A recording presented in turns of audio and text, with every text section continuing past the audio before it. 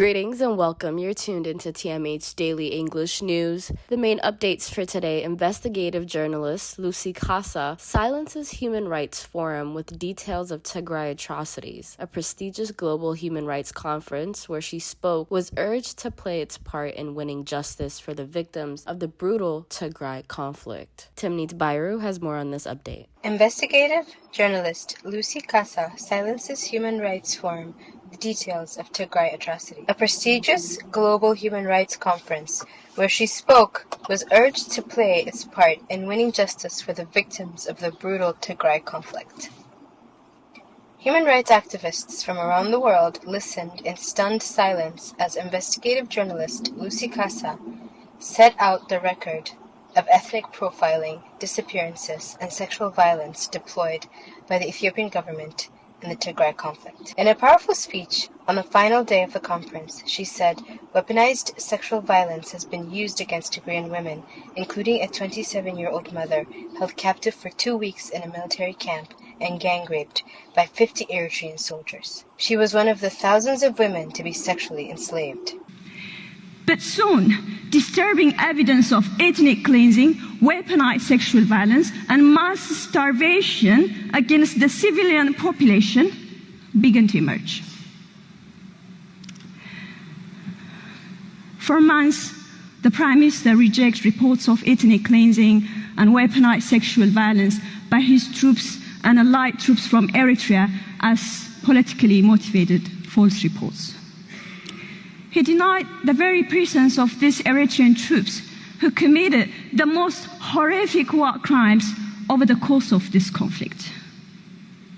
The government blocked all communications to the war zone and barred journalists from entering the region.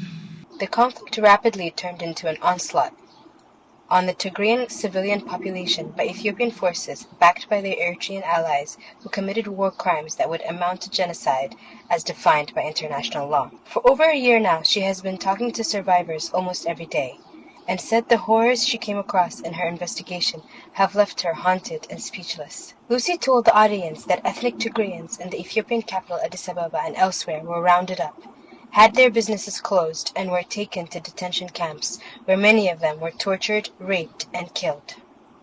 She added hate speech was used, including by a prime ministerial advisor who called Tigrayans cancer, weeds, and devils. Lucy said a deadly siege has kept the Tigray region without humanitarian aid, medicine, or banking services for almost a year.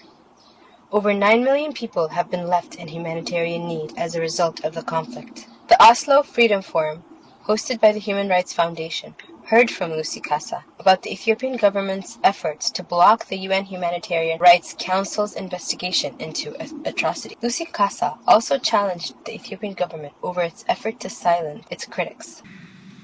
But I can't help but ask questions. Why do you have to fear and object to an independent international investigation unless you have something to hide? What's more in the dark that's terrifying the Ethiopian government this much?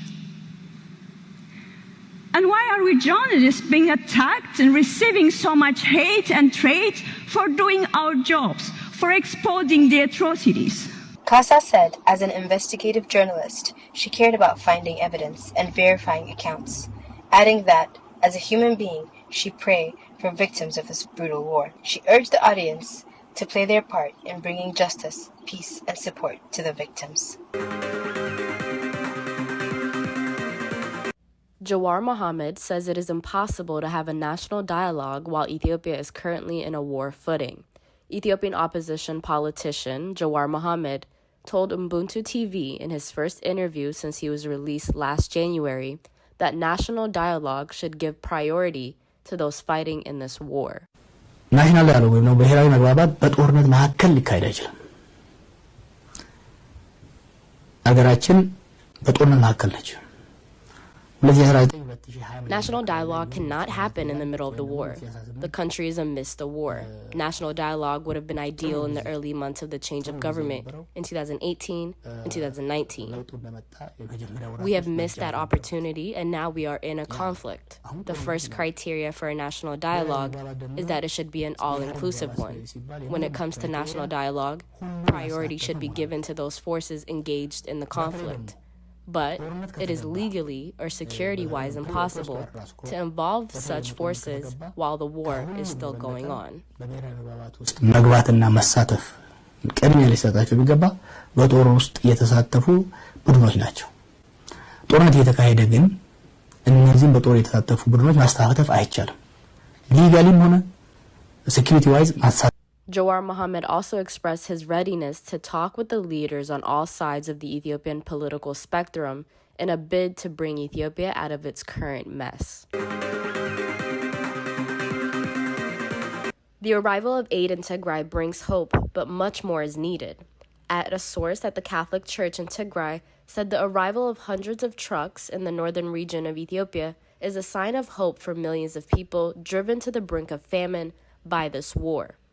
Since the start of the war in November 2020, the Catholic Eparchy of Adigrat had been persistently calling for allowing humanitarian access amid reports of continued blockade. We welcome this movement of aid. Life has been terrible for the people, said a priest from the region who did not wish to be named for security reasons. According to this priest, the need is so huge that it will take a long time before the situation on the ground is normalized. This concern is echoed by the UN as well. I think this is a small drop, only 6% perhaps, if we can have at least 100 aid trucks each day, said the priest while warning that the ongoing tensions and the clashes in some areas continue to cause further suffering for their people. Recently, some international human rights groups, such as Amnesty International and Human Rights Watch, concluded that, in fact, an ethnic cleansing bordering on crimes against humanity and war crimes occurred in parts of Tigray. U.S. senators announced bipartisan resolution condemning starvation as an act of war.